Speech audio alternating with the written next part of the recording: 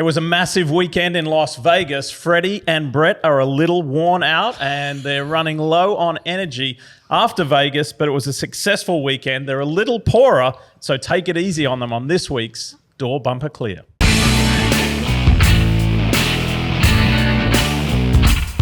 Hey everybody, I'm TJ Majors. I'm back. You're back? Took You made a it? week off, I guess. Oh yeah, kind of. You didn't take a week off. You voluntarily gave up your chair so that we had extra. We didn't have too many people. Yeah, on there the was show. Too many heads here. You went over that other place. I don't know what the hell the name of that. What's that? It's a weird show. If I'd have known how hyper. Was he on the chip last week? I see one. Oh my gosh! I feel like he took a bath in Sundrop or something. What's up, Freddie Kraft, spotter for Bubba Wallace, Kyle Sieg this weekend. Hi, Casey. Hello, everyone. Welcome back from Vegas. Glad you made it. This is the most tame I've ever been in Vegas. I never left my room. I'm quite surprised. I had a Did long. you lose a lot this weekend? Nope, I had a long week the week before, and I needed a detox. And unfortunately, we went So to you go to Vegas. We went to Vegas. I'm like, this is not going to work out well. Speaking of not feeling well, we got a call, I don't know, a little while ago that one of our hosts woke up this morning not feeling great. And unfortunately for this gentleman, he sent a text at the wrong time. And I just said, "Oh, Kip Childress, are you at JRM?" Which I know you are sometimes Monday morning for the Cars Tour responsibilities. And I was like, "Kip, please tell me you're at JRM and you can come down the street and do the podcast." And here you are, buddy. Thanks for stepping in. Yeah, 3 years in a row, and I'm still asked to come on every now and again, so not a bad deal. Yeah, I mean, it actually works out pretty well. We probably should have lined this up any better anyway, but obviously the completion of the Cars Tour season this weekend at North Wilkesboro. How was I know you finished out last year with them, but how was your first full season with the Cars Tour? Yeah, it was. I think I'm still kind of absorbing how the whole year went. We had a lot of great things that happened. I pulled the stat up the other day: 11 different winners in 17 races for late model stock cars. I don't remember that stat offhand for the pros, but to see so many drivers have such good seasons, to see a handful of drivers struggle, it's really amazing how similar the Cars Tour is to every other level of racing that I've ever been a part of. And you guys are now seeing it as you're winding down your season. So. A great year, having Z-Max on board and Sound Gear on board for their first season. We had great crowds everywhere we've been. I think the crowd was optically a little down for North Wilkesboro, but at the same time too, if you put that crowd at any other short track we go to, I think it's a great crowd, right?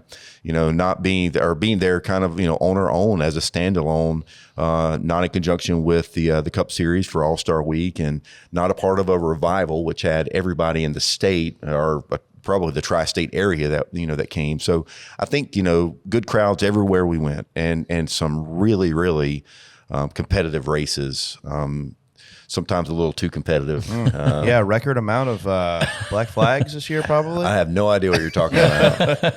And listen, it came down to the wire. You had two great points battles between, I think it was Spencer and Honeycutt on the pro side, and then obviously Butterbean and Connor Hall on the late model stock side. And listen, like you talk about the two champions you end up with, Butterbean and Caden Honeycutt. Caden's going full-time truck racing next year. I'm sure Butterbean, he made starts this year. I'm sure he's going to make more next year. This series is doing what it's supposed to and creating opportunities for these young guys. Well, it is, and that's kind of where we think we need to be. We want to be that series that provides a good stepping stone to being able to advance your career if that's what you want to do with it. We also want to be that place where if you are just you love late model racing and you want to call us home, man, we're that too. And we've even, when you look through the garage and you see the level of talent on top of the pit box or even still behind the wheel of drivers who have made their way up the ladder and have now come back to us, we love being that too. So we feel like we've got a great home for all three of those. One thing I want to talk to you about was, I think I've seen it, maybe you touched on it with Derek Pernisigli when he did his show, obviously coming from the Cup Series or even the K&N Series, maybe more so the K&N Cup Series, but you're dealing with adults there, and now you get to this level, especially in the pro side. I feel like there's some really young kids. Now you're dealing with young kids, maybe young kids' parents at times. Like, how do you balance that? Yeah, and that's we do. We want to be the next step. As drivers make their way up into a full-bodied race car, we're okay with being that next rung. We want to help mature those kids. So there is that challenge. And the one thing that, especially as young as some of them are in the pros, as young as 12, and late model stock cars as young as 14, we want to make sure that the parents are engaged to a degree. So like if we have a driver that we feel like we need to talk about maybe things that they should be doing differently on the racetrack, or maybe things they want to steer clear of, we invite that parent to come in and hear that as well. But the next thing we do is encourage them to let us have the conversation with the driver. I think it does a number of things. It makes sure that, because of age differences, we don't want to put ourselves in a box where someone might step out of a meeting and say something went on that didn't. So there's a little bit of, making sure that all of our interests are covered. Even in some of those conversations, we'll have an extra official, Keeley or Carson or someone like that that'll sit in with us. But that's part of having drivers that are of that age. I had the ability to work at the high school level as a public address announcer when I'm not at the racetrack, and so I get to see a lot of that when dealing with kids and coaches and things of that nature as well. Before we jump into the show, I just have one more thing to bring up. For some reason, I know you've been on 3 years in a row now. You look older this year for some reason. You think it's maybe because now you're a grandfather? Is that a problem? It didn't make me. Hey, the racing has made me older. It's those kids. It's not the grandchildren. Yeah, right. I was going to say, I would think traveling 38 races a year would really do it to you. But Yeah. No, so So my oldest daughter had our first granddaughter. Now coming up on, I believe it's 6 weeks. Maggie Moon has been a great addition to our family. It's everyone told me, man, when a grandbaby comes along, it is the greatest thing. And in the first 6 weeks, I have to 100% agree. They've come to our house. We go down and visit them. We try to eat together, out to eat somewhere kind of in the middle of where we live. And even this afternoon, because of appointments that my daughter and her husband have, Maggie's going to come to the house and will be there when I get home this afternoon. So that is it's a ton of fun. I tell you, the other part of that too is not just, the interactions with Maggie, it's seeing my daughter and how she's interacting and seeing, how Josh, her husband, how he's interacting, and us being the older, wiser grandparents now, we can offer up advice, and and that's what as parents and grandparents, that's what you do. And Sarah and Josh have been really good about being receptive to our comments. And something to bring up, just seeing them, obviously your schedule took a big change this year, like from doing what we do, 38, 40 weekends a year on the road, to now you're on the road, but it's a lot of one-day shows and it's close to home, or it seems like it's a lot easier. It's got to be better for your family wise. Well, for sure. I mean, we were in Wake County when I got the call that she was going to the hospital. So, I was able to finish getting our trailer and some of our equipment set up. And then I made my way back to Winston-Salem and got to the hospital at 5:30 in the afternoon. And Maggie decided to come at 3:49, I believe, the next morning. So, wow. And then went back to Wake County. So, I mean, yeah, if I wasn't doing what I'm doing now, I'd have been in Daytona with you guys. So, extremely thankful. It's awful funny sometimes how, God puts you in the right place. And we really feel like that all of these things have lined up to make that possible. Awesome. Casey, let's take us to Vegas. I don't know. You sound thrilled. I'm pretty tired. I can't imagine Tina's thrilled either with his finish. It actually, so I don't know if that was the earliest we've started out there or what, but man. it was nice being home. I got home at like 12:30, 1 o'clock maybe. It threw me off how early we had to be at the track on Sunday. And I'm like, what time are we going to race? 1 or 2? And I'm like, 11:30. Oh, okay. We got to go to the track. Yeah, we have meetings usually a couple hours before. And I was like, thinking about our meeting's at 9:15 tomorrow morning. Yeah. That's kind of one of the reasons why I went to bed so early on Saturday night, I think. But racing, not ideal. I seen you coming flying across the racetrack towards us at one point. Yeah, it was not a good move. Yeah, we had a little incident on the front stretch, which most I don't know. I have not seen many camera angles of it that actually show us. I mean, you can see one where we're sliding up the racetrack, but what a wreck. That was one of them wrecks where you're like, I'm sure we'll get into how it started, but was one of them wrecks where you see it happening and then you're like, all right, just like we were right behind them guys. And I was like, stay top. I'm like, oh, watch the 6. Here he comes. It wasn't ideal. I was actually, that's a bad feeling sliding back across the track when the whole field, I mean, we were that was for like 4th or 5th right there. So you got 30 something cars that are going to be flying through there. And I feel like a lot of them were still at speed. So yeah, it was not ideal. Not ideal. What do you guys think of, Logano was essentially out of the playoffs last week until Bowman's DQ, now officially in the championship for.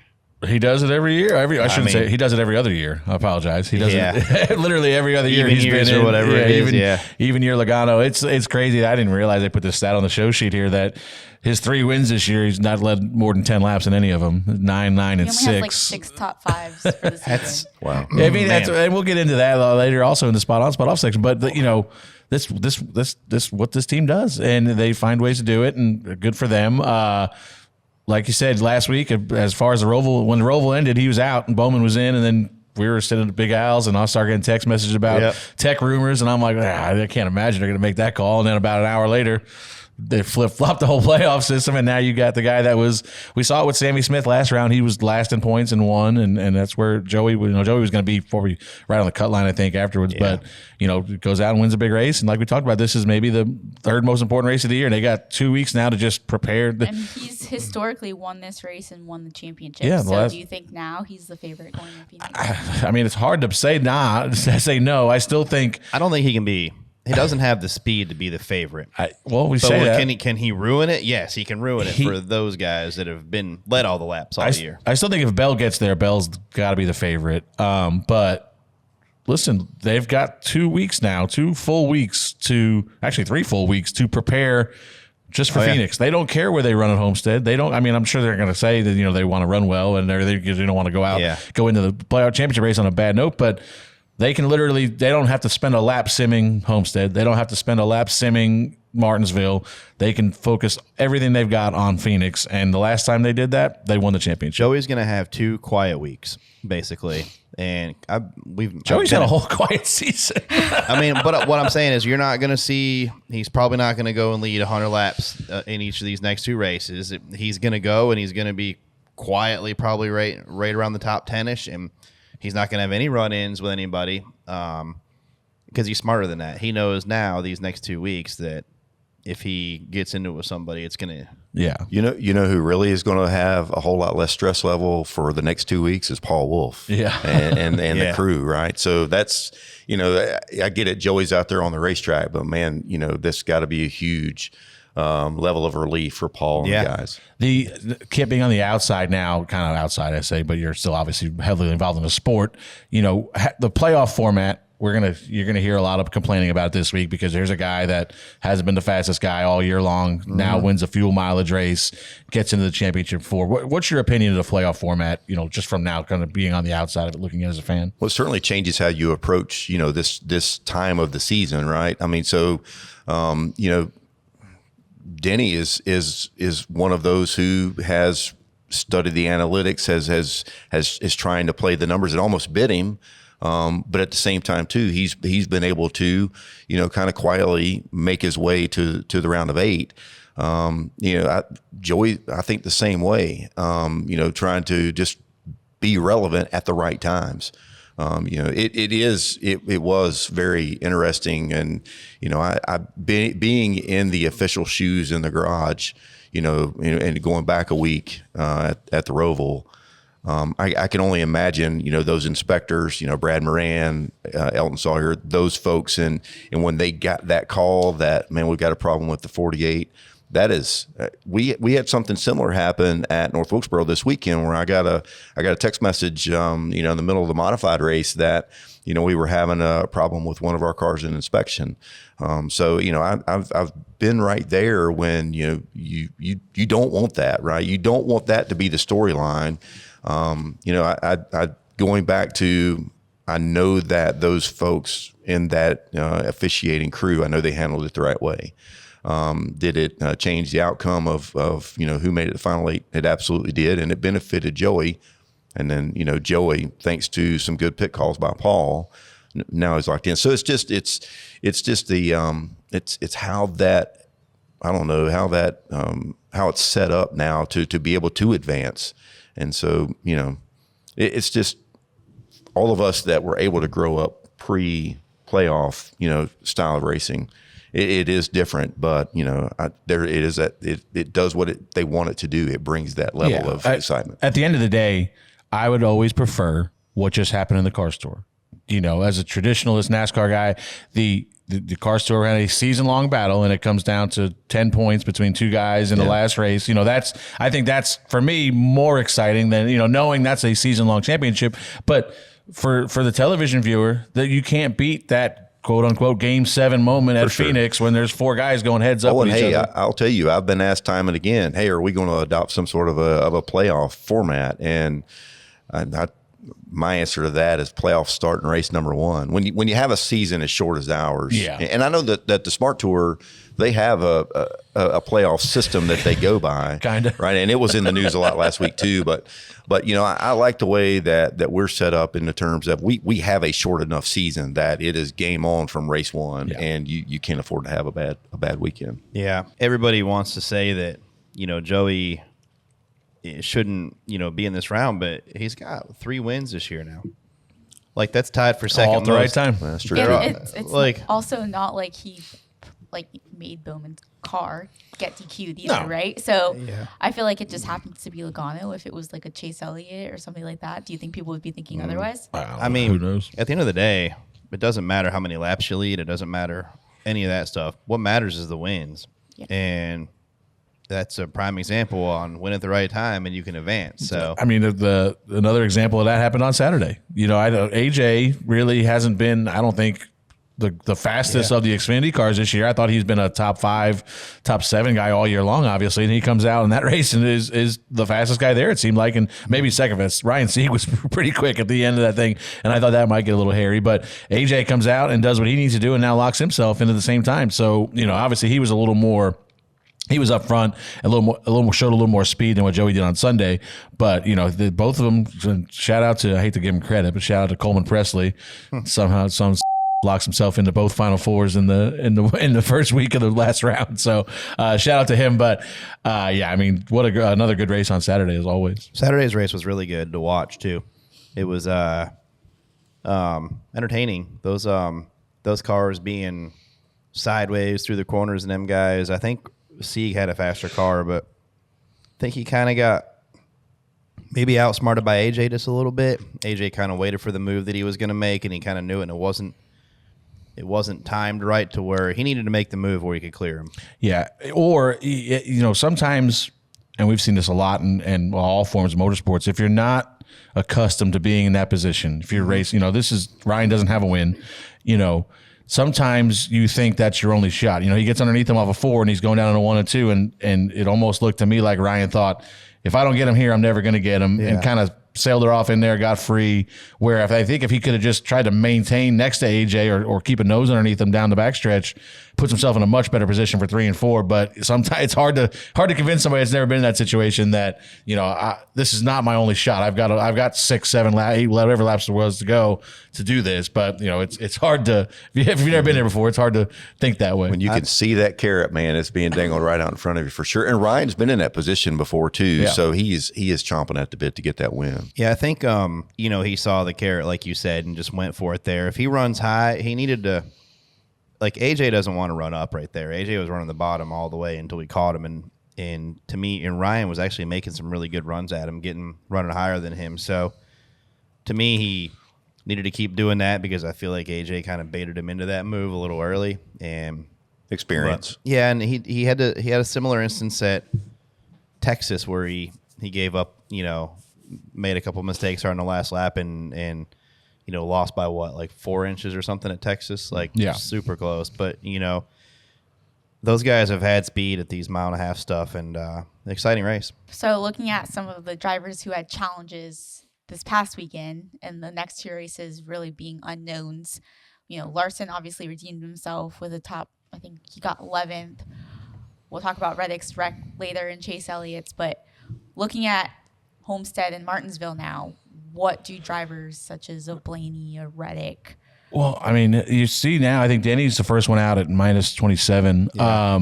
Them guys first, I don't know what happened. There was a restart there in, mid part of the race where it looked like Larson just kind of drove into, I don't know if there's a little bit of stack up in front, and Larson kind of just drove into Denny. Yeah, I got some nose damage. And damage, it gave himself nose damage, gave damage to Denny.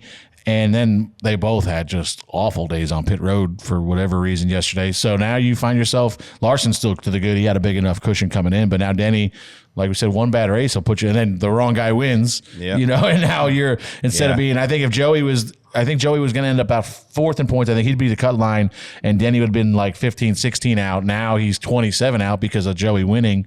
So, I mean, a couple dominoes fall the wrong way, and now, I mean, you're not in must-win situation yet.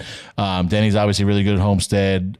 Blaney was really fast at Homestead last year, and I think that's where he got run over by Larson coming to pit road, or almost got run over by Larson coming to pit road. So them guys aren't out of it yet, and they're not. 47 points is a lot to make up. There's big gaps there, but it's not completely out of the question yet. Some guys could have bad days as well, but you're definitely, that's it now. You've used up any mulligans you've had, and you better be on your A game from this point forward. Hey, NFL fans, you can start the season off with a big return on FanDuel, America's #1 sports book. So when you get a hunch in the middle of the game, you can check out the latest stats, view live play-by-play, and so much more on the same page where you place your bets. You'll get started with $200 in bonus bets, guaranteed, when you place your first $5 bet. That's FanDuel.com/DBC. Never waste a hunch and make every moment more with FanDuel, an official sportsbook partner of the NFL. 21 and up and present in North Carolina. First online real money wager only. $5 first deposit required. Bonus issued as non-withdrawable bonus bets which expire 7 days after receipt. Restrictions apply. See terms at sportsbook.fanduel.com. Gambling problem? Call 877-718-5543 or visit morethanagame.nc.gov. First topic. Tyler Reddick and Chase Elliott were involved in a wreck shortly after a restart that ruined both of their days. Afterwards, Reddick said, "I just had to make a split-second decision. You have to be aggressive on the restart." And Chase said, at that point in the race, it was a big gamble for him to bank on me, recognizing he had a big run. Spot on, spot off, Kip. Wow. Throw me right in there. Straight to fire. Yeah, that portion of the race, I guess I would go spot off, right? It wasn't early in the race to have something like that happen, and listening to, after seeing it on TV and listening to, some of the comments that were after the race. I think the one that really stood out to me was when Chase, during his interview, he said he was able to recognize the run that Tyler had, and that he was going to go and make it 3 wide. But his comment that, probably Martin didn't see that. And, everyone that was watching it, firsthand on TV notices Martin go up and kind of clean them both out. There's a lot that goes on, and you guys know better than any that, being up on the roof and being able to recognize when that's happening, to let your driver know, it's key, but it's also a split second. And so, just you don't want to ever say cooler head should have prevailed. I don't think there was anything hot about that. I just think it was just bad timing and a real unfortunate part of the racetrack that happened. Yeah, for sure. And TJ knows as well as I do, turn 4 usually is the hard spot for just about any racetrack we go to. It's just they're driving straight at us off the corner. And then fence line's getting y'all's way too. I mean, we all talked about that during COVID when we were relocating the spotter stand a lot of all places. The time. So the fence line would give you guys as much of a problem as anything. Yeah, for sure. And and this is just one of them things like I almost agree with both of them. Like for Tyler's point, listen, that's Tyler Reddick. That's always been Tyler Reddick. Tyler Reddick's never going to change. He's going to take every opportunity he can to move forward, and you have to. It's hard to pass with this car. We've talked about how hard it is to pass, and if you can get 2 or 3 guys on a restart in one shot, that saves you 15 laps of trying to pass them on that run or burning your tires up I don't think it was an overly aggressive move on Tyler's part. He was putting faith in 2 other guys, and unfortunately one of them appeared not to know that there were going to be 2 of them out there.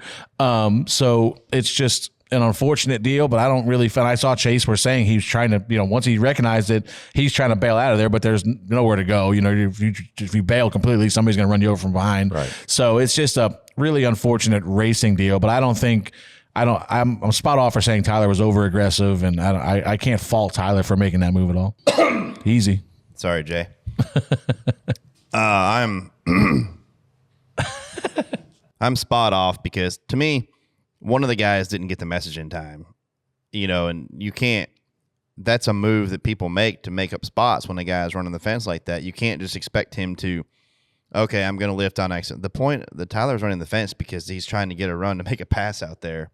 And either the 9 needs to cover it early, so Tyler has to lift, or he needs to start calling it like, hey, and then Martin needs to recognize there's going to be 3 wide. I mean, it's a tough situation for sure, but like that is a situation that we're put in a lot on the exit of these corners. So, I think it's, I don't know. To me, somebody didn't get the message in time because if they did, Martin's not just going to go up there and wash somebody up. Right. He's not going to do that.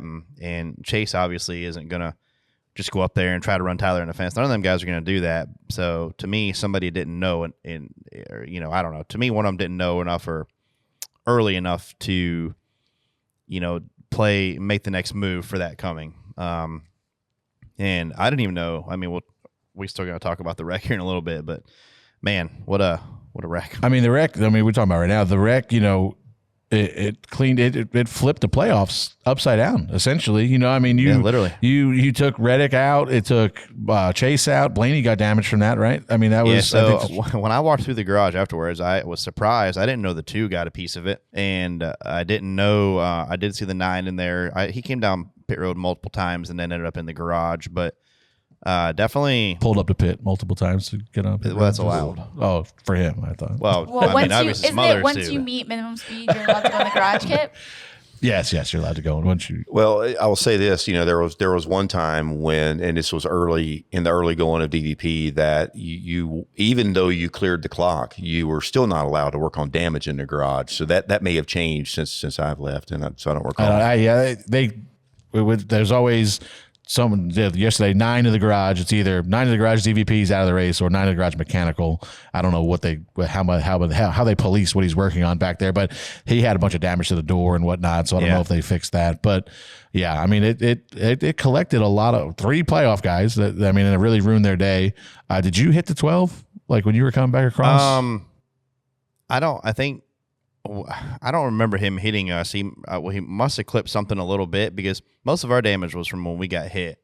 And I think Tyler got us when he come down the racetrack. Yeah. And I think Blaney actually might have got a piece of it a little bit. And he definitely did. I know that. He broke a toe link. And I think in Austin just kept going up, and finally he hit the wall to miss. He didn't really hit us, but he hit the wall trying to miss us, and that hurt his card bad enough to be done. But Blaney definitely had some damage from it.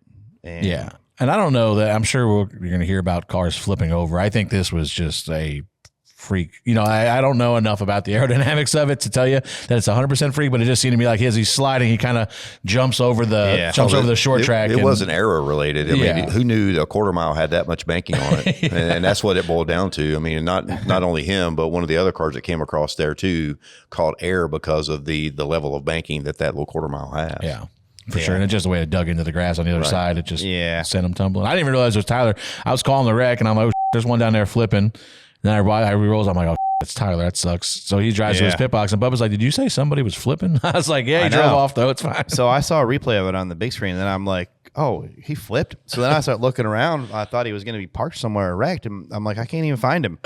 So it was like slow-mo. It was very odd. Yeah. Now, as ironically, most of the drivers involved were in the playoffs. As spotters, how do you communicate that, whether you're in the playoffs or not? Who's around you? Whether you should be more cognizant?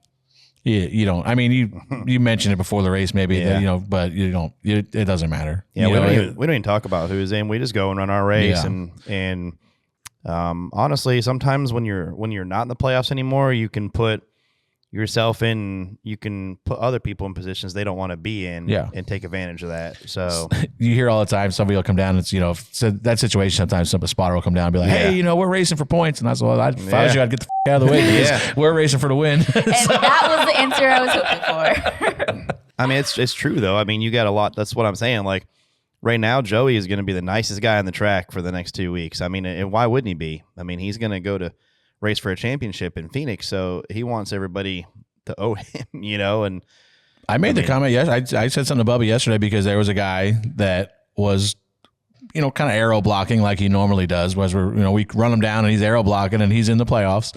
And I'm like, listen, this guy's got a lot more to lose than you do. Like I mean, he can keep playing games if he wants to, but it's you're not there to follow. Yeah. So, but yeah, it's not really, I don't call it any differently around. I mean, obviously, no, I don't either. Maybe late in the race, or if there's a battle for 1 point or something like that, maybe you spot a little bit differently. Two guys are racing and they're catching you don't really want to be a part of their race. So every level of the sport has that. We had that on Saturday when Brendan Queen he knew he had a little bit of a cushion over Connor Hall, and you could see them. And I was, listening to a little bit of their radio traffic. And when it was a time not to get in there and fight for that, just to move over and let them go. So, I mean, that happens at every level from Saturday night racing all the way up to you guys. It's interesting to say that because we talk about it. We know what happens and we never really talk about it on our side of it. But now you're obviously in the position you're in. How much radio transmissions do you listen to in your booth? I don't. The only reason that I had the radio for Brendan and then Connor and then throughout the race for the pro race for Caden and for Spencer was just because of the fact that they were running for the championship. I learned that a long time ago from Wayne Alton. He'll have a radio programmed up for his championship contenders.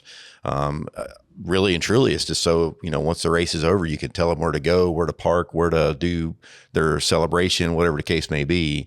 But, throughout the race, whoever was leading in points at that particular time, I had it on their channel. Ryan Blaney helped push Joey Logano, who was stretching his fuel mileage, to pass Daniel Suarez and ultimately win the race, which helped Logano but hurt Blaney. Spot on, spot off, Freddie. What a tough spot for Blaney to be in. I don't know. I think it's expected of him to help, and he did. What he did was similar to what I think Bubba and Tyler did earlier this year at, I think it was Texas, where we were we had been laps down for some reason, but we had a fast car. Yeah, I do remember so that. So we basically tandem draft Reddick back up to, I think Larson was leading. Ultimately, we didn't play out the way we wanted it to, but it's kind of the same situation here. If you're saving fuel and you got a teammate back there willing to push you, you can save a lot more fuel because you don't have to run as much throttle, obviously. And now the guys that are saving that you're racing, the 99 was leading at the time. Denny was on the same program. He gets away from Denny. Now he can run the 99 down because Ryan's pushing him. And then, I seen Bell was a little upset with Ryan, and I get it. Like I think Bell cursed for maybe the third time in his life at the checkered flag because he's just angry. He had a dominant car all day long and had the right strategy. Maybe if Ryan wasn't helping Joey as much, he probably would have got to him. But Ryan didn't. I seen people talking about Ryan blocking Bell. Bell really never even got close enough for Ryan. He probably would have, I would imagine, if Bell got close enough, but he never really got close enough to affect anything. But I mean, going back to Ryan, it's something that I think he didn't just in the moment knew was the kind of the right thing to do for his team, but it's something he may live to regret coming down in the next couple of weeks. I'm spot on. That's heads up. I mean, it kind of happened naturally for them to line up like that. It looks like in Texas. Yeah, same thing. It kind of just lined up naturally and it was there. So why don't you take advantage of it? So to me, that's just heads up on top of the game right there for Blaney to do that. And I don't know, like if Bell was in that situation, he'd want the same thing. And I think Bell was. I mean, I don't know. It wasn't as much, but the 54 was behind Bell that last part of the run too. So I don't know how much he was helping her. I mean, Bell was really charging at the end, so he wasn't looking for a lot of help. But definitely an assist from Blaney there. I think it's amazing how, so I'll look at it from a different aspect. I missed it live. I saw the replays of it, but at a 1.5 mile track like Vegas, how much drag the cars have to where a push comes into play. Mm-hmm. And I know aero is important everywhere you guys go, no matter if it's Martinsville or Vegas. But it's Doesn't surprise me knowing Ryan the way I think that I know him, being a good teammate. But to your point, I think that he's going to look at this after the fact and think, man, what if? Yeah, I mean, it's right now. It's not a huge difference. I think he's 47 out. He would have been probably 37 out. I think it was.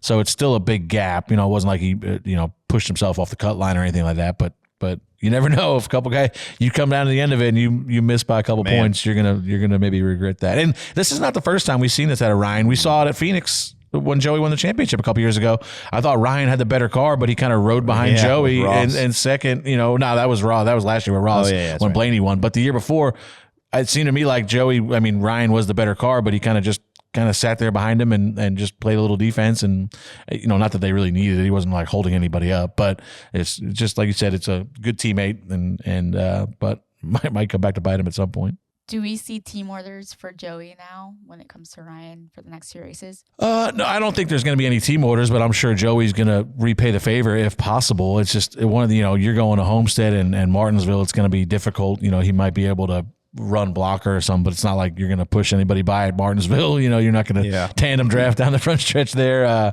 It's just, I'm sure he's going to do everything he can to help him now, knowing what Ryan did for him yesterday. But those opportunities. This has already happened. I think about 5 years ago, Larson was leading Atlanta. This is the old Atlanta. And I was spotting for Joey, and he catches Joey, and we were running the lane that Larson needed. We just didn't move. And Blaney goes around the outside of Larson and wins the race. Yeah. So, I mean, sometimes things just work out perfectly. Like you said, and this just happened. The same thing. Yeah. Like the same thing at us at Atlanta. Like we were having a bad day. I forget what was wrong, but we had pit off sequence for tires, and we just green flag cycled out right behind the 45, and Bubba's like, "Tell him I'm going to push." We just started pushing. It's just you just find yourself in those positions. I don't. I'd have to go back and deeper dive it, but I don't think Blaney by any means backed up to get behind the 22. I think it just worked out to where he was in position to help, and he did. Well, speaking of Kyle Larson, he had this to say about Joey Logano. They're the best at taking an average car, maximizing their day, and turning it into wins like this. You look at his career, and he's had a lot of wins just like that. Hats off to them. Spot on, spot off, TJ. Yeah, I mean, this is their season. They've been doing this all year. Like, you saw how many laps he led? Yeah, I mean, like almost nothing. 24. Yeah, in his wins. And he's got 3 wins. So, I mean, those some great. So those are some. Paul has made some really gutsy pit calls, and he's put Joey in position to succeed. And Joey had to do his part because when you do this stuff, you don't have the fastest car in the best track position at the time. Like you either have to hold somebody off or save fuel or something. You have to do something. Like Joey had to earn his side of this thing too. Like Paul saw the opportunity, took it, put it in the hands of Joey, and they win. So I mean, hats off to him for pulling that off. I mean, that's really and he's right. Joey's really good at doing stuff like this too. So Joey's really good. I shouldn't say Joey because it's that team. That team is really good at. We've talked about new races. They win all of them. Seems like the oddball stuff. The clash. They take chances that it seems like nobody's willing to take. That's 2 races in the playoffs now. They've stretched their fuel mileage well beyond what everybody thought they could. Atlanta. Everybody thought it was insane how long they ran on fuel there to win that race. And then, here, like, where was the Clash this year? They ran, everybody's worried about the tires. They ran the same tires forever, won the race. Even the first dirt race at Bristol. Yeah, I mean, and then this race, obviously with the assist, it's a little easier to save fuel, but if you're not willing to take that risk, they're not going to win the race. And we see this weekend with them, not only winning races, there'll be races where you look at Joey and he's barely hanging on to the lead lap or getting a lucky dog. Oh, yeah. And the next thing you know, they end up with a top 5 or a top 10 finish, and it's just because of they stay in the fight and they take risks and they pay off. And I think that's one of the bigger things that, helps them. Like you said, like Paul puts them in this position. If they don't do, like Joey's going to run 10th, 12th probably yesterday without taking a chance. They take a chance to get a little bit of help, and it pays off for a win. Yeah, you gotta be able to be clicking there at the right time too, from a chemistry standpoint. And again, he's so good on top of the pit box and at being in the garage for the number of years that I was. And he's not alone. There are a bunch of them that are in there, but he's good at taking advantage of certain situations at the right time. I want to say Trey sent a text or a tweet last night that Paul's the winningest active crew chief, I think, right now. Yeah, I saw that. 41 wins, I think, or something like that. I mean, it's tight. It's like Paul's right there, Rodney's right there, Gabe Hart's up there. There's a bunch of guys, Adam Stevens, that are within 3 or 4 wins of each other. But Paul's at the top of the list right now. Spot on, spot off. With 7 laps to go, Sammy Smith slowed down on the backstretch, complaining of voltage issues during the Xfinity race, causing a caution. As soon as the yellow waved, Sammy's car gained power and he was able to drive away. Freddie. I wasn't there, so can't. Good for you. Why wouldn't he do this? Why would he not? There's no penalty for it. Why if there's no repercussions for if he's having a problem, obviously he had a problem. His car looked like it shut off down the front stretch. He's not going to voluntarily give up a lap to stop and get a yellow. But why not stop on the racetrack? Because now you're going to bring a caution out. He's in the playoffs, so he knows his night is ruined, whatever. But now stop on the racetrack, get a caution, and hope chaos ensues, and that's going to maybe help your chances of, if at that point AJ Allmendinger is winning the race, he's going to take a Final Four spot right there. Now, if a caution comes out, that changes. That you put Ryan Sieg back in the picture. You put your teammate Justin Allgaier back in the picture, or you just hope that they all go into turn 1 on a restart and wreck, and now instead of being X amount of points out, now you're a lot less out. But until there's repercussions for doing this, and the only time we ever see repercussions for drawing cautions is if you admit that you did it afterwards, you get a monetary fine. But even a monetary fine isn't going to stop it from happening. I hate to put Kip on the spot here because it was in my notes before I even knew Kip was coming. Kip made this call. I don't know if you or the race director made the call this weekend, but one of your championship contenders stopped on the racetrack because he had damage, and he was assessed a penalty. Yeah, we have a committee up in the. Don't say that word. Fired here. No, so we at our level of racing, because the races are so short and because things happen so quickly. We at the start of the season had a penalty, a 1-lap penalty if you stopped on the track to bring out the yellow. And man, it just seemed like it was happening a lot. And so, when you look at a driver that, hey, I've got a flat, if I can bring the yellow out, because we don't count cautions, that's where that comes into play. They come in and change a tire, stay on the lead lap. We changed that about midway portion of the year to make it a minimum of 3 laps. And we reinstituted the penalty box. And so wherever we have a track where we've got room, we have a box designated to hold those cars. And that happened a couple of times, this past weekend at North Wilkesboro for us. And, the biggest thing there is, yes, you may have a problem, right? But we want our drivers and our teams to understand that stopping on the racetrack ain't all about you.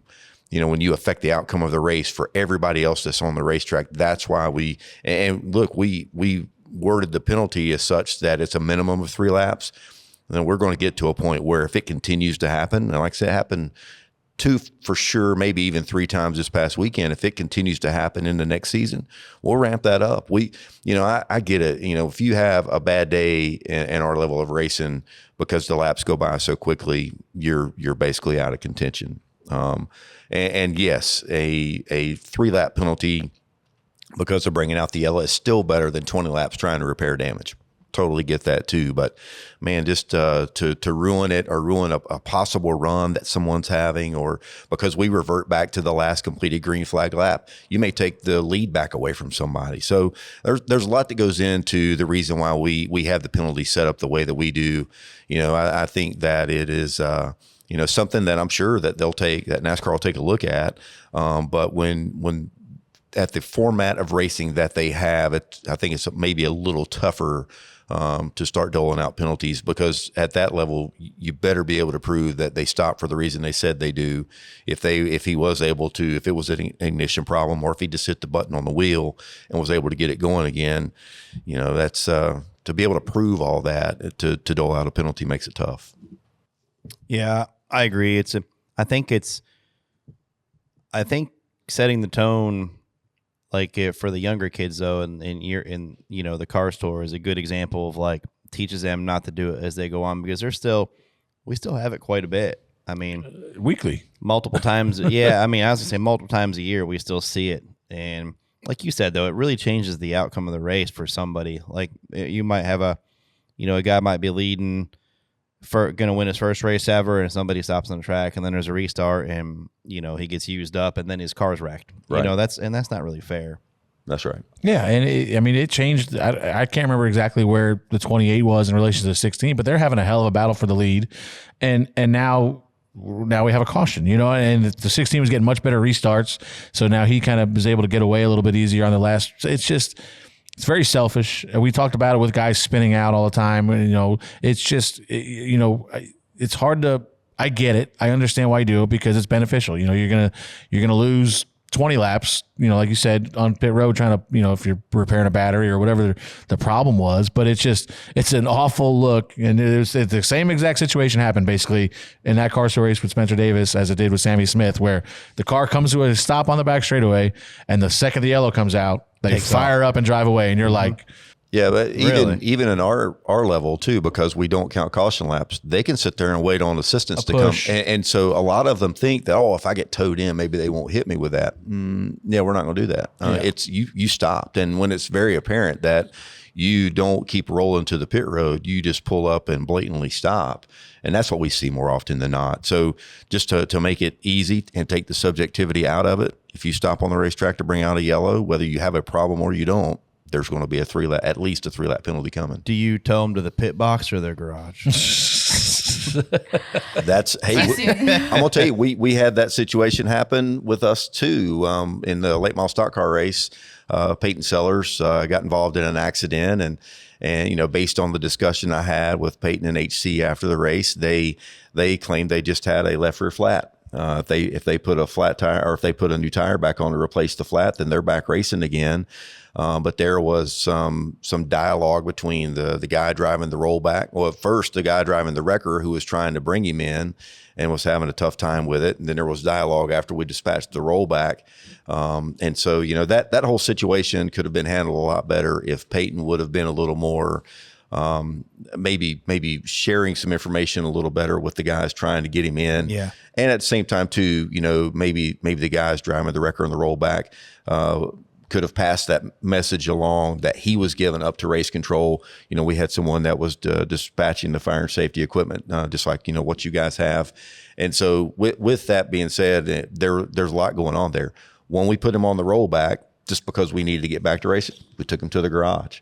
We also typically, if a car goes to the garage for us, if they go behind the wall that they're out, we were going to give him the benefit of the doubt. And once they got the car back there, if they deemed that they could put a left rear tire on and get going again, we were letting him back in the race. So yeah, it's that's that even again at our level, as like Still you guys, have it. You have it. That's right. How do you mentioned for championship contenders, you'll listen to their radios. How would you prove something like that? So if NASCAR were to implement a penalty, how could you prove that CME on purpose stopped? You can't prove intent. Yeah, and the only way you would be able to is if he blatantly said it. Somebody said on radio, "Stop." Stop and get a caution. Good luck. But that's not.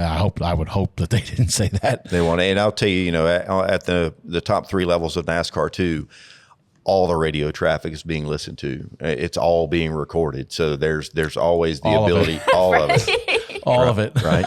So there's always the ability to go back and pull that audio at the end of the race. Interesting. Or during. I've seen a couple people on the roof during races sometimes that are upset about something that was said on the radio. Oh, please share.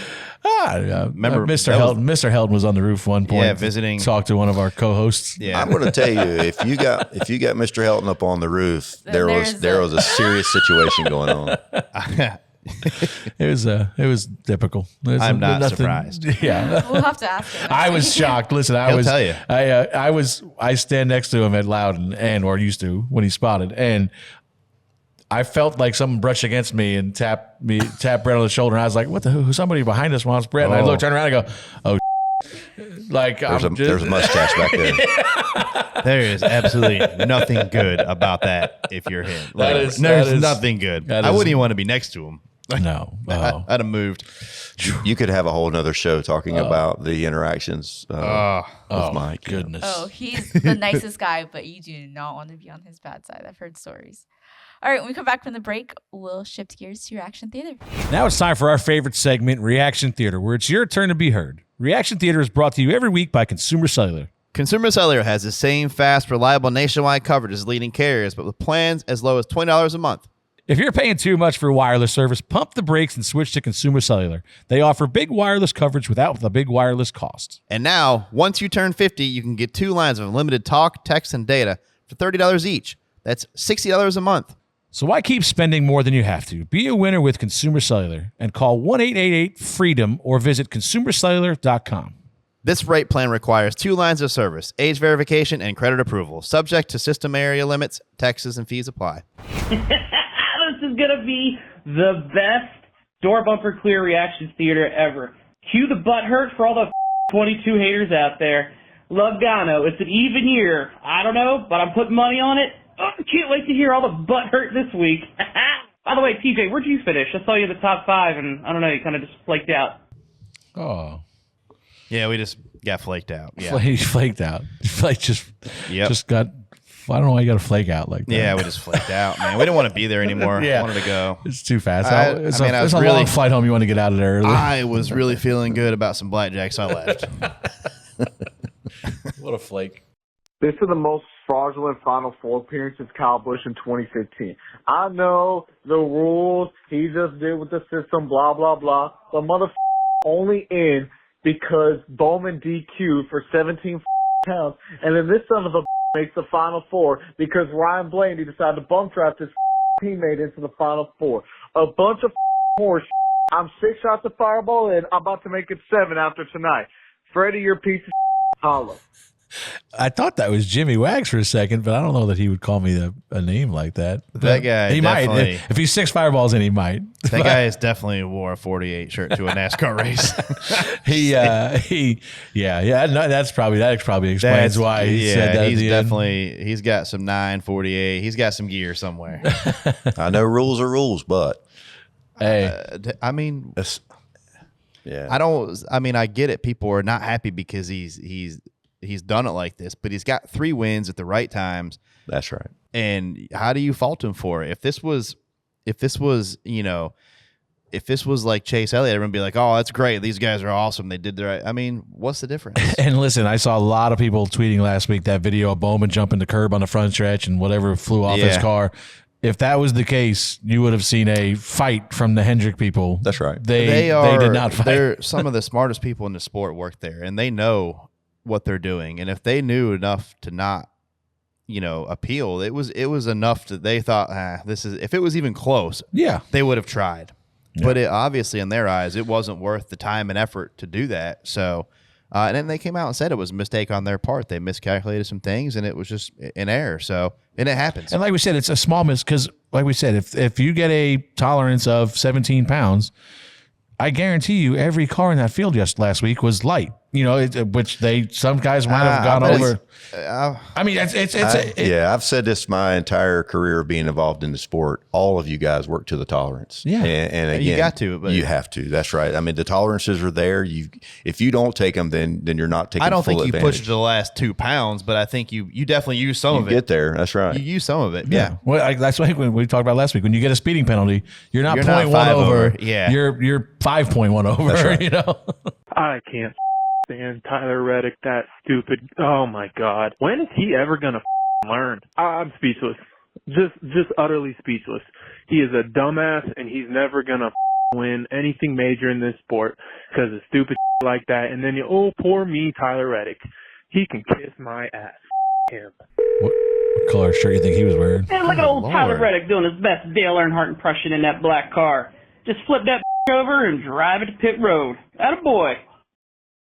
Good Lord, Do you think that first guy was a Chase Elliott fan? Yeah. By any chance? I think Tyler's doing okay. man, that guy that called is an idiot. I'm sorry. How dare Tyler try to pass somebody? What's he thinking about? What is he doing? Like, Tyler is paid to drive a race car to try to win races, and that's what he was doing. And if he's out by the wall and they come up on him, that's not on him. Yeah. Oh, guys, you guys race it out. I'll wait here a little bit.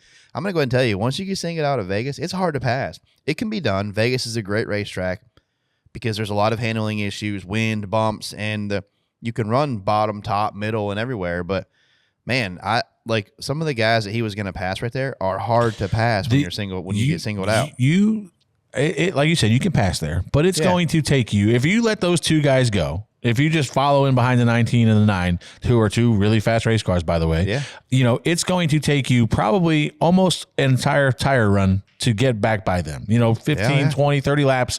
By the time you get to 30, 35 laps, we're pitting for tires. So, it's going to, I get it. It seems like an aggressive move, but it has to be made with this car and the way these guys drive. Back in the day, you might not need to be so aggressive because somebody would let you go or, because they didn't race as hard. Now you're fighting tooth and nail for every inch, every spot. And like you said, and by the time you get around those two, now you've heated your tires up so much that you're not going to be able to go chase anybody else down. You know whose fault it was, really? Oh, God. I think we just blame Denny. What? Why not? Because he stayed out on them tires, and he was the one jamming everybody up. Really? Blame Denny. I was a little too far back for that, so no. But dear Denny. Denny's still great. Sorry. The prophecy has come true for Joey Logano. Even year, Championship 4. How did he save all that gas? I have no clue. Jingle bells, Christmas bells, smells, Joey Logano. That was bullshit. Never thought I'd say this in my life, but thank you, Mr. H. Thank you. I really appreciate what you did to Alex Bowman just to let Joey Logano back into the championship race to win another championship, baby! I would like to know where the heck Joey Logano found the golden horseshoe that's currently stuck up his ass, because right now, I just can't believe it. We had him gone out of all this crap, and now here he is in the Final Four again, lucking into it. At first he lucks into 5 overtimes at Nashville, then he lucks into Alex Bowman getting disqualified at the end of the race. I can't believe it. What the crap is going on here? Well, that sucks. Anything but anybody but Joey Logano. I hate the way that dude talks. I hate his stupid hair. I'm starting to hate Jello. Jesus Christ. Have a good one. What's Jello got to do with it? Yellow. Oh, I thought you said Jello. That golden horseshoe was lost last year when he was going to transfer pretty easily at Bristol, and somebody spun. I think it was LaJoy spun out in front of him and collected him at a wreck and knocked the rear end out of his car. So, it's the every other year thing. You can bank on it in 2026. Joey's going to be in the Final Four. I think that's just coincidence, but things have. Listen, something's happened for all these guys at some point in these races. For most of them, anyway. There's been some lucky breaks for all of them. But you make your own luck. If you're not willing to take the risk they took yesterday, then you're not going to be anywhere near this position. And they took the same risk at Atlanta. Good morning, boys. Jeez. Casey. Barry White. I don't know when the next Star Wars movie is, but I know Rick Allen would make a great Darth Vader. That son of a needs to get some breathe right strips or a surgery, or maybe pay attention to when he's breathing. I am so tired of hearing that crap. I think I'd almost like to have Lee Diffie call the Xfinity races in the theater this summer. Rick Allen. Jeez, Rick Allen catching strays on here. He kind of talked about Lee too, like that one. Yeah, I feel like that guy should narrate videos. I was gonna say he sounds like the movie phone guy. Remember the old movie phone Denzel, guy? He sounds like a version of Denzel. Hello, sir. He's just I'm going to stop.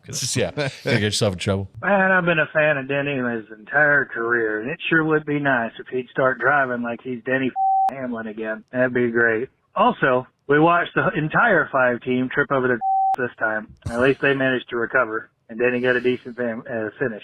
Go 11. So the 5's pit stop under green. I don't know if you saw it or not. I saw it. Did they lose 2 laps? Yeah, because they changed. They changed right sides. The right rear must not have gotten tight.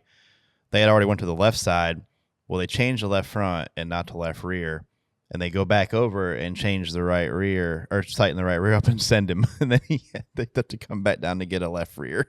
Well, that's weird. Wow. I think that's what I saw. He come back down and got one tire on the left rear. The one I didn't understand yesterday was Denny staying out. No, the 43. Oh, you understood that? Did you see the 43? Did you see the 43? Was the lucky dog came down pit road and the wheel fell off. Yeah, like there's nobody else on pit road with you. There's nothing to gain. So now instead of getting the lucky dog, he ended up 2 laps down because you get held for a couple laps. We've had it's a couple wheels now in a few weeks here, right? Or Roval and here, right? Yeah. Oh. It's rearing its ugly head again. It is. Here we go. Bring back the 5 lugs. There you go. All right, real question for you 3 stooges. So when it comes to this round, particularly in the playoffs, or I guess you could say any, is it momentum that works the best, or is it just knowing the fact that you're going to move on to the following round propel you further? I guess in other words, what Ryan Blaney and Chase Elliott did to win back the last, 2 races, with Blaney finishing second, a better way to win the championship, or is what Kyle Larson and Joey Logano winning in Las Vegas the way to do it 3 weeks before the actual championship race happens? Let's hear it. How'd you become a stooge? Just showed up at the wrong day. I guess so. I think both can work. I mean, this is how I think you get to Phoenix both ways. I've seen, the guy that wins this race obviously might not be the fastest guy. The same thing with Martinsville a handful of years ago. You won Martinsville, you were racing at Homestead, and you had, what'd you have, Texas, Phoenix, Homestead. Right. Yeah. So it makes it easier in that aspect, but you also want to have speed too. But I can tell you this, that 22 team is going to show up at Phoenix and be fast. Like, they're going to be tough to beat. So, and as well are the other 3 guys that make it in. Whoever wins the next 2 races are also going to be, they're going to be factors, man. So I think you can do it both ways. I don't think there's really a wrong way. I've, in 18 won a championship by being the underdog. And everyone counted us out. Everyone counted out Joey, and then we go to Homestead and win. And I think that can happen, but you can also have a guy, like Christopher Bell. He might not win the next 2 races, but he's going to be super fast at Phoenix as well. He can win with speed, just as easily as Joey can win by running a smart race. Yeah. I like this round of 8, the tracks that are in the round of 8 this year. The fact that Martinsville could still be considered a little bit of a wild card, not as much as I think it once was. So, but you have Vegas, and then even though Homestead's 1.5 miles, a completely different racetrack, right? And then you do go to the short track at Martinsville. I think it gives a good opportunity for those who have strengths at different disciplines have the opportunity to shine at least one time in the final 3 races before going to Phoenix. So I think that I think it's still kind of up in the air, right? Going into next week, I've always loved Homestead. I know you guys like that track too. So seeing that, position where it is, if it can't be the final race, being in this final state or the final round before the final race, I think it's just in a great spot. And then, still thankful that for me, Martinsville's close to home, so I'll get to go and watch that one in person. Yeah. So. You see this in pretty much all forms of sports. When you get down to the end of the year, do you want to be the team that's going in on the bye and having to rest your players, or do you want to be the hot team like the guy that got the wild card and went in there and was hot and stayed hot throughout the playoffs? And like TJ said, we've seen it work both ways. And it's a matter of being able and just being prepared. If I tell the Bills that with week one of the playoffs, you're playing the Giants in the Super Bowl this year. But the Giants still got to play 3 other games, so the Giants got to get rid of 3 other opponents where the Bills can just go watch Giant film and figure out how to beat the Giants. That's kind of where the 22's at now. They just have to worry about one race now. But at the same time, if you get hot like Ryan did last year and win Martinsville and run good at that whole round, now you're carrying a lot more momentum into Phoenix. So it's just 6 of one, half dozen the other. It's just how you get there, but you got to perform when you get there. This message is for Freddie Kraft, man. Man, you are a phony. I'm here to call in and side with my buddy from Long Island. Man, I was at the Roval too, man, and Freddie's asking, where's the furthest anybody came from? I came from Kings Park, and I looked right at you and said Kings Park, and you totally ignored the at me. And you know what? I know you looked right at me because I was standing in front of the guy who threw you the kiwi. Phony. Well, unfortunately, I definitely didn't hear you because if I would have heard say Kings Park, I would have jumped off the stage and gave you a hug because that's where I'm from. But yeah, I probably had kiwi in my ears because the guy kept throwing kiwis at us. That was ever eat a kiwi like raw, or not raw? I guess you don't cook them, but I've never even peeled one. The guy's like, I didn't know if I could take a bite out of it. The guy just threw a kiwi up on stage, and I'm like, what the hell do I do with this thing now? I ripped it open and took a bite. But apologies. I didn't know. I might have been looking at you, but unfortunately, I can't hear anything. Ask my wife. She's selective hearing, maybe she'll say. But apologies. Come to the next one, and I'll say hi. Yeah, he's not lying because I'm sitting 3 feet from him. I can hear his voice in his headphones. So. All right. Well, don't forget our number 704-802-9572 to send us a message. Consumer Cellular is the official wireless partner of Brad Keselowski, RFK Racing, and the 6 Car. If they can count on Consumer Cellular, so can you. Brad Keselowski and RFK Racing know speed, and that's just what you get with Consumer Cellular. Have you seen Brad's Consumer Cellular convertible? A symbol of savings, you might say. That thing is awesome. Speaking of awesome, for the 4th time this season, we have the return of Brad's Consumer Cellular scheme on October 27th at Homestead, Miami. Freddie, I know you're excited to see the bright orange car lapping you on the track again. Not if this year's race is anything like last year's, where we finished ahead of you, so good luck. Consumer Cellular has award-winning 100% U.S.-based customer service centers, so you can always get the help you need. It's like having your pit crew right there where you need them. Consumer Cellular has the same fast, reliable, nationwide coverage as leading carriers, but with plans starting as low as $20 a month. There are no activation fees and no contracts. Consumer Cellular customers stay because they want to, not because they have to. They don't need to trap their customers. You can even try Consumer Cellular for 30 days risk-free. If you don't love it, cancel it, but they bet you'll love it. If you're paying too much for wireless service, pump the brakes and switch to Consumer Cellular. They offer big wireless coverage without the big wireless cost. And now, once you turn 50, you can get 2 lines of unlimited talk, text, and data for $30 each. That's only $60 a month, so why keep spending more than you have to? Be a winner with Consumer Cellular and call 1-888-FREEDOM or visit consumercellular.com. This rate plan requires 2 lines of service, age verification, and credit approval. Subject to system and area limits. Taxes and fees apply. Moving on to Ask DBC. This first question is from our YouTube page from Bart. Are spotters usually considered independent contractors that are free to spot for whoever offers them the most, or are they full-time employees of a race team? It's different for everybody. I guess I'll answer this one, guys. You guys don't mind? You good? All right. It's different. I'm an independent contractor for all the teams I work for, but there are a handful of guys that are full-time employees of the team, and it's really based on what your what benefits you need, health insurance wise, what the teams expect of you as far as being in the shop or not. So yeah, it's case by case basis, but I am an independent contractor and I have been, I think, for all but one of the teams I work for. This next one is from Fuego Blanco. Was there ever a driver you spotted for that made you not want to spot anymore? Yeah. I had one miserable season. Yeah, no, that was not. I mean, that was not a fun season for either one of us. I don't think either. But it was Biffle, and it wasn't. I don't think it was. Biffle's a great guy. Obviously, you see what he's doing right now this is going on weeks that he's still flying up into Western North Carolina, taking care of all these people and bringing them what they need. It was a weird situation where they had just fired the guy that had been with Biffle for years and years and years, which was Joel Edmonds, that's been on here numerous times. I was kind of a newer guy at the time. So Biffle was angry. I think that, and we weren't running well.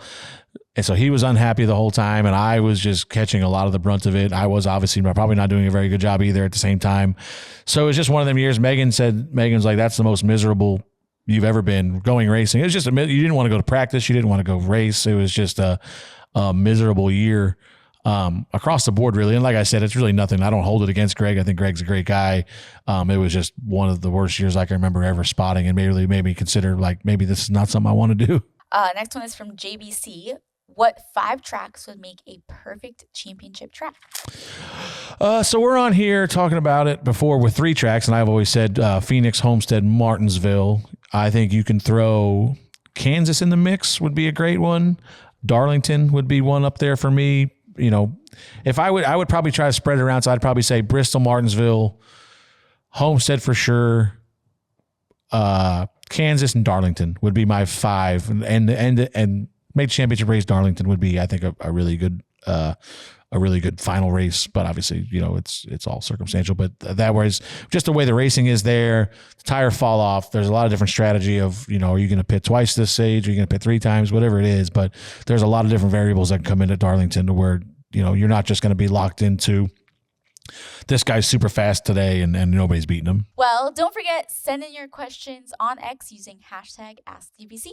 Every week, send in good ones. We need, we were slacking this week. Obviously, we had some other stuff going on. But before that, we needed some better questions. Reaction Theater was pretty good, but we need some good questions. So calling you guys out. Send some good stuff in next week for Homestead. What an idiot. Freddie, it seems like I got a really good one idiot this week. It's nothing to do with racing, really. A friend of ours was in the casino on Saturday night, and I thought this was gonna be my one idiot, but then it takes a big turn, like a thrilling movie would, and we pivot to a different one idiot. But so the first guy, I'm confused. The first guy was in the casino gambling, and he dropped $1,000 chip on the ground. And I thought that was where my one idiot ended. Like, you're an idiot. You dropped $1,000 chip on the ground. And the movie takes a big turn when we found out that somebody found the $1,000 chip and turned it in. You mean gambled with it? No. Brought it to the security desk and said somebody dropped this. What a nice guy that is, but what an idiot.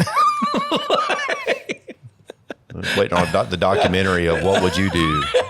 The cameras to come out, and obviously there's a million cameras in the casino, so they could kind of trace all these steps. But the guy thought he lost $1,000 chip, and then the security's like, "Oh no, we have it right here. Somebody came and turned it in." I'll tell you. I mean, maybe I'm a bad person, but if I find $1,000 chip laying on the ground, that's now my $1,000 chip. Yeah, I have no words for that. I cannot believe somebody would do that. So nice. If you were the person that turned in $1,000 chip, we commend you. If you lose $1,000 chip, my buddy's very happy with you. You obviously can afford to. There is no way $1,000 chip's getting out of my sight, let alone fall on the ground. I mean, it's not. I've never even seen one. I know. That's what I'm saying. I was trying to think of what color it is. I think it's yellow, if I had to guess. But I don't care what color it is. It's not. Oh my gosh! I just couldn't believe. So I was told the story yesterday morning in the hauler, and I was like, "Oh my god!" So you're you know an idiot. who these people are? Oh yeah, I was like, "Oh, you gotta say." I was like, "Oh my god, you're an idiot!" And then I was like, "Oh my god, they're an idiot!" Like so it was a big turn. I don't know. Could have been anybody. It's Bubba. It's probably Bubba. Could have been anybody. Oh my gosh, he was down there doing well. I guess he had a really good night at the craps table. Did he? Night. Yeah. That's usually he plays craps. We'll be there and we'll I like playing craps when there's a big group. You Yeah. know, like people, especially people you know. I don't like a lot of times, especially like we were playing at the Cosmo. They were playing at the Cosmo. I didn't go anywhere this weekend, but Cosmo's so busy, and like it's really like I busy. don't like getting in like just trying to cram into a full table of people you don't know. But sometimes they'll open one up for you, and there'll be 7-8 guys that you know. Then that's when it gets really fun. That's like it's such a hard game to understand what the hell's going on, especially I don't know what's especially going when on, you're dude. under the weather. But I learned to play craps from the best threesome that I could have ever picked in the history of craps and racing being together. We were at this was pre-2000. We were in Vegas, in Old Vegas at Binion's. Oh, okay. And I go walking up to a table, and there's Benny Parsons, and there's Jimmy Spencer, and there's Donnie Wingo. And I had not a clue how to play this game. And those three taught me how to play. And this is the most money that I ever walked away Vegas. And because I did walk away once I made a little bit of money, but I had the best time just listening to those three go at it. Yeah. It was so fun. I'll tell you who's really good is Billy Wilburn. He Really? is really good. We did a blackjack tournament at the South Point on Friday night, and I was on his team, and he was kind of guiding me. I was the first one of our group to be in the tournament, and man, is he smart. Like there was 20 hands that were played.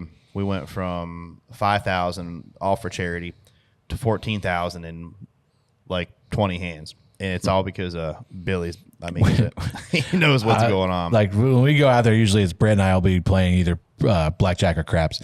And we had a young driver. I won't call him out, but he was freshly 21, I think, at the time. And he's like, I want to learn how to play blackjack. So we're like, all right, sit down. So he sits down with us, and me and Brett lost our asses, and he won gobs of money. And I'm like, I said, you son of this is how this works. Yeah, you just got to be lucky. The new guys are always the ones you don't want in that last seat, right? Because they're taking that card that the dealer needs to get. Yes. TJ, do you have an idiot? I mean, I'm mad at Freddie's story right now. I'm really mad. I'm just mad I wasn't the guy that found a chip. Oh my gosh. Yeah, I don't know if. I mean, to me, I kind of want to give it to Spencer Davis.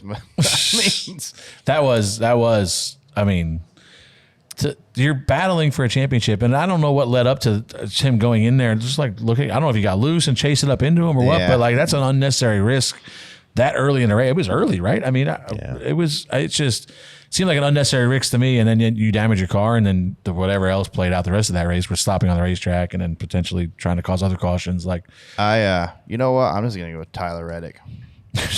Can't believe he caused that. Can't believe he caused that big wreck. You want to call Nick Flicks. Nick Flicks. They were saying Nick Flicks on the radio yesterday. He was getting a little upset about it, I think. Are you serious? Oh yeah, Tyler. My gosh. They recently found out some of Nick's nicknames on the team, and it's really, yeah, it's Nick Flicks. I'm gonna go there next week. But hey, is Nick Flick still here? Glazin. We were Nick, talking about Glazin. Nick Flick. Nick Flicks. Nick Flicks. That was Definitely. that might be the funniest thing you ever said on this show. Glazes Tyler. Poor Nick was really into Netflix, and well, apparently when they did the Netflix series, they did a little bit with Nick, and apparently Nick watched like 60 hours of video in 1 week, which is I don't think there's that many hours of races for this car at a certain track to even look at. So I like old races too, Nick, but I mean, so ever since that point on, he's been Nick Flicks. You got anybody you want to call an idiot this week, Kip? I know you're the guy that called me a stooge. Oh, that's good. Yeah, I think he was referring to Brett. Yeah, but you don't know who's gonna be sitting here. That's exactly right. I hope the guy that, or maybe it's Brett that I need to be. Yeah, it's Brett's fault. I hope the guy that grilled Rick Allen calls back in and just does like a Morgan Freeman quote or something from Shawshank Redemption or something. we want a movie review from you every week. I want him to do the intro. Hello, everybody. All right, well, let's take some picks for Homestead. Who won, Brett? Son of Do I get to pick for Brett? Yes. We should let you. Well, he sent me his pick, but y'all can make your own rules on that. We'll let him pick. TJ, you get to go first. He'll be upset. It doesn't even matter what I pick. TJ's Who do last. I not want to win? Yeah, I'm last. Okay, also, it's What? obviously me that keeps jinxing these drivers because I picked Larson to win, and of course. Finished 11th. And you guys all agreed that I should have picked Larson. Should have. It was a good pick. I'm glad AJ got me the W in the Roval, and y'all thought you schooled me with the Van Gisbergen pick. So AJ, yeah, remember the Roval? Oh yeah. Brett can suck on that one. So where are we going? This is We're going to Homestead. Page Huh? our picks are at. Man, I don't know. I'm feeling a little off. I guess I'll just take Kyle Larson. I was going to say, I needed you to not take him so I can catch Brett. But hey, well, you know what? I'll work with you here. I'll Blaney you. I'll Blaney you right here. Let's do it. I'll take. Oh man, Denny usually steps on it there too, so it's hard to take him. I'll take. I'll just finish Denny's season off. If he's either going to win or wreck, so I'll take Denny. I'll take Larson. You owe me. Yeah, you owe me. Yeah, we'll split the dinner. So I still owe dinner. Still from last year. I know. I still. Get so Gray's available. Grays are not available. Everybody else is available. Who would you pick, Kip? Van Gisbergen. Just well, did you pick? I have not picked yet. Oh yeah, you gotta go. No, you gotta go first. Oh, I think it's gonna be Seabell. It's a good pick. That is a good pick. Martin's pretty good there. Yeah, but man, that 45 car is going to be good too. But he's got Nick Flicks. Well, there is that. I mean, if I were picking and I had this group to pick from going to Homestead, I would go Reddick. Who did he pick? Brett went with Reddick. That's his How about pick. that? Yeah. You guys are Look at there. on the same page. So he and I will get to share Wow. the meal that y'all don't buy for each other. You're just like Brett. I know we still need that. Yeah, we do need to. We'll make a combined one this year. Just do 2 in the offseason. Yeah. Just order a bunch of pizzas. Well, we're going to Epic. We're going to Epic or Steak. Well, I'm if y'all. Hey. Yeah, you want to? Do you buy it? Wow. No. Tyler usually joins us. Yeah. This year, who was? I owe one from last year, Yeah. and right now TJ's last. Usually, whoever last buys. Bunch of IOUs out here. All right. Yeah. Well, the year Casey finished last, me and Brett bought it. Oh. That's not true. Is it? Yes, it is true. At Epic, Man, Tyler might have bought. I screwed up. Tyler might have split it with us. Yeah, so that's what I get it I now. brought my Yeah, credit so if I card with lose, it, you owe me. Yeah, we'll split it. Okay, yeah. I owe you anyway. I know, gotta split it anyway. But yeah. So what are we thinking we can see here at Homestead? Lots of Running the fence. Lots of hot action. what? Yeah, this is. I love this race, man. We've lobbied for this to be the final race for You years tell me now. that it's going to rain. No, don't tell me. Even if it is, don't tell me. No, I'm talking to I know. him. It's listen. It was really fun when it was the final race because it was kind of a if you weren't in the final four, it's kind of like a vacation week where your guys were going down early and going fishing at a Key Largo. I miss Homestead being. Yeah, it was fun, man. It's still fun now. Some guys still do that, but it was kind of like the last week of school. Yeah, you know it what was. I mean? It's kind of nobody's really doing anything. There's no homework. Yeah, it's nothing. You know what I always thought too? I like the fact that Homestead being last and we only went there once, right? Yeah. So when you No showed advantage. up there, that's right. So when it moved to Phoenix, and I bit my tongue a lot of times on certain things, but I always thought that as good as the racing was at Homestead, and both tracks are owned by NASCAR now, why wouldn't you take one of the Phoenix dates and throw it to Homestead to let you have 2 dates there, and then have the championship at Phoenix where you only have it one time a year? Yeah, I think that the only problem, and I hope this changes. If we can plead with anybody out there right now, the only downside to Homestead is the attendance. It seems like is what holds it back the most, and you don't get great crowds there for whatever reason. And if you did, I think that's one of the main reasons why Phoenix continues to be the final race is because it sells out every year. Yeah.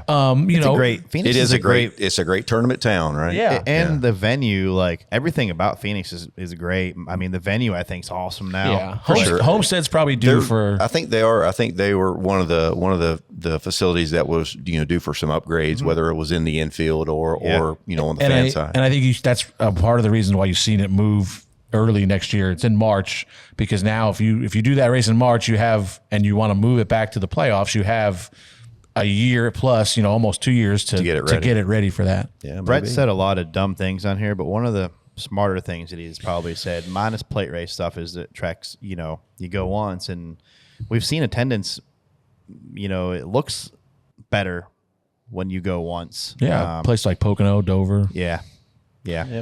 But I mean, it's listen, it's going to be all three are there, right? I mean, I think we got double header Saturday. Yeah. So I mean, there'll be a lot of racing, a lot of on track stuff. We're going down Friday. I think we got practice. So looks like it'll be cloudy. Not a significant chance of rain on Saturday, Sunday. But you're still a week out. So. Yeah, it's also Florida. It's also Florida. I saw one of them water spouts one time there. Yeah, Did you see I remember that. Yeah, that's crazy. It is. Low 80s. You know what I didn't notice this week? I don't know. Cool I don't. I'm not trying to make this political by any means. But oh boy. And I don't know if you took notice of this. There was no planes this weekend. Somebody mentioned that. So, I saw somebody say something about that. Yeah. I mean, it used to be we were out there. That was our own personal like an air show. Yeah. Like it was awesome, and I didn't recognize. I don't think I saw any planes except for maybe the flyovers, but. There was nothing that I read on Friday. No, I didn't go Friday, but I don't remember any of it. Yeah, I don't. Normally, there's plenty of. Which that's one of the highlights of going out there. Yeah. I did see some poor house burn down during the Xfinity race. Oh, no. Yeah, it was off in just past the Air Force Base. I'm like, what is? There's a smokestack or something, and I'm like, oh no, I don't know if it was. Somebody's house burning down, or if it was some kind of control thing because it looked like it was on the Air Force Base. But yeah, unfortunately, that was something that happened during the Xfinity race. But yeah, Homestead. Yeah. Saw a lot of DBC fans again this week in Vegas. Got off the elevator with one at the Cosmo. Me and Brad rode down the elevator, and we get off and walking away, and the guy's like, "Love the show." I'm like, oh, nice. I always love the people that they wait till you're leaving to say something. I was standing next to you for 5 minutes. You could have said something, but yeah, it's just we have the best fans. Someday I need to tell you about my except for that guy from Kings Park. He's pissed at me. The Uber driver that we had on Friday night at one point, but I cannot tell that story. No, me and Brett and Clint got an Uber out there one time. And just a van, we're going somewhere. It's we ordered Uber XL. We're going to just from one bar to another or something, dinner. I can't remember. And van rolls up, door slides open. We get in. The door slides down. The next thing I know, we're in a nightclub. There was a disco ball. There was strobe. I'm like, what did we get into right here? I'm like, where are we? There weren't any brass poles. No, there was no poles. Thank God. When the van stopped, they got out there in the middle of the desert. Line up, guys. I was like, what in the hell car did we get into here? Megan, you're not going to believe this. I don't think there's anything. I don't know there's anything I can tell her anymore that she's not going to believe. That's probably true. But we'll see how it goes. We look forward to seeing everybody out there. Yeah, should be some good racing this weekend. So look forward to. You guys enjoy. I'll be watching from home. Well, you're off. Why don't you come on down? Yeah. You guys enjoy. Yeah. Listen, there's gonna be. I'll tell you where I'll be. I'll be at the Lexington Barbecue Festival. It's the first time I've been able to go in years. I can't wait to go. That sounds amazing. My cholesterol will be so high. And listen, as far as the race goes, there's a lot of guys that are kind of must win or close to must win that are going to be pushing really hard. Basically, everybody that's out right now. I mean, especially with Joey. I mean, now Joey's basically laughing at these guys now. So it'll be fun to watch. It's going to be high pressure, action packed. We'll see you guys out there. Yep. You want to say holla? No, I do not. Do it once. Just say no, I wouldn't do it. No, I'm not going to do that. What a stooge. We'll just close it off. Love you, mean it, Brad. Word. See ya.